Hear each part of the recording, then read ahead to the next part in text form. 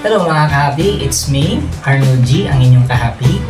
For today, pag-uusapan natin yung ating WE Alusaurus 0.3 two-tone. So, metal polymer kung tawagin. Ang ginawa dito is minodify siya ng konting-konti lang.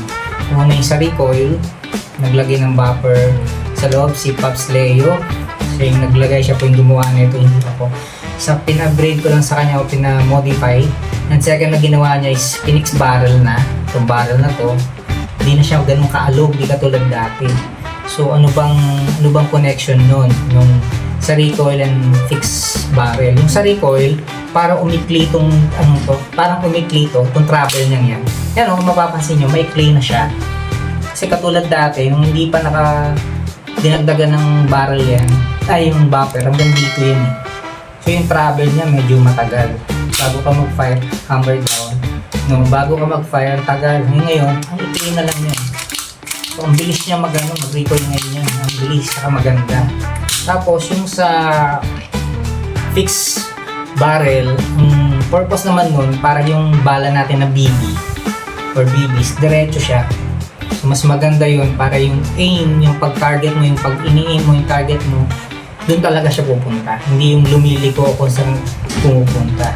So, baklasin natin para makita nyo sa loob kung ano yung mga kinabit, no? So, ito siya. Wala siyang mag. Ayan. Tapos, yung BBs. Empty yan. Then, hammer down. Ayan. So, baklasin natin, no? Ang isang ko lang is hindi na siya sa side lock kung tawagin. Kumbaga, kung wala siyang bala, hindi siya gaganyan. Kasi kung mapapansin nyo, eto, dito siya dapat maglalak, diba? Ayan o, dyan dapat, hindi na siya umabot. Kasi may nilagay siya nga siyang buffer sa loob. So, hari ko, hindi naman siya ganun ka-importante kasi pag nag-shooting tayo, hindi naman natin pinapaubos talaga laman ng yung magazine natin. Usually, marami tayong magazine bago pa siya maubos, nag-change mag na tayo eh. Katulad ko, pag nagka-target ako, binibilang ko yung target ko. For example, ang target natin sa field is, kunwari lang, 20. Ilalagyan ko yung isang magazine, tag 15 or 17. So, bago pa maubos yung isa, nag-change mag na ako. So, hindi rin nagagamit yung side lock na tinatawag yung ganyan. Hindi lang siya magmumukhang realistic, pero much better siya kasi na-try ko na siya. So, yun. No? Ito pala yung lalagyan ko. Gamit ko pa yan sa heli. Ayan. So, bubuksan natin. Hammer down ko lang. Yun lang yung isang napansin ko. Pero maganda naman so far. Maganda yung play. Dito yung pinipili ayun. So ikakasa nyo lang, gaganin nyo lang. Ayan. So ito yung nilagay ni Pops. Ayan ito yung nilagay niya. Kung mapapansin nyo, itong isang to. Kasi itong rubber na to, sadya na siya rito. Dito na siya talaga. So ito yung dinagdag niya. Pinalitan din niya. Ito yung original. Binigay niya sa akin. Pinalitan niya na ito. So yung pagka-fix barrel niya, hindi ko mapakita ng sa inyo kasi nag-alangan akong baklasin eh. Pero kung makikita nyo, wala na siyang alog. Meron man, konti siguro, yeah. Pero yung dating talagang alog na alog, nawala. And then tinesting ko nung kinuha ko siya, nakita ko talaga yung BBs, diretso na siya doon sa target na ini-aim ko. Diretso, madali kang makatama pag gano'n eh. So, mas maganda siya compare before.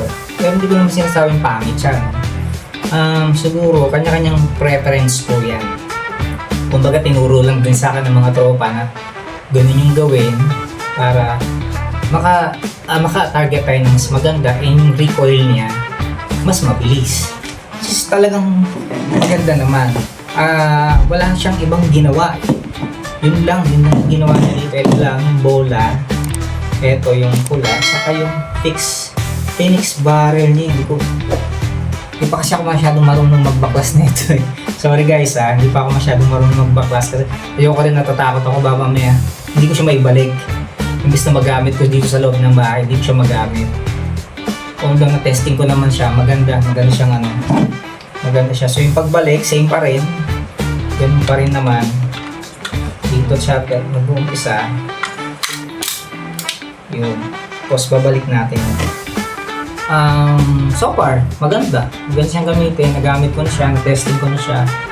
Mas na-feel ko nung ginamit ko siya compared before. Yung before, ramdam ko, and then ramdam ko rin yung pagbabago ng unit.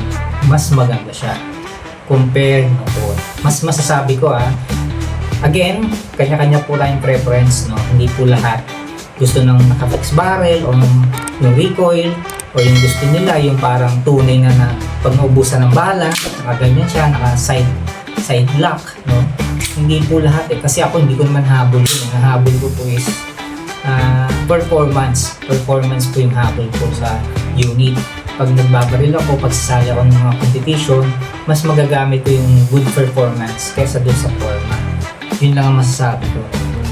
So, kung hindi ka pa nakasubscribe, please subscribe, hit the notification bell, share and like for more videos. Yun lang po. Salamat everyone and God bless po. Bye!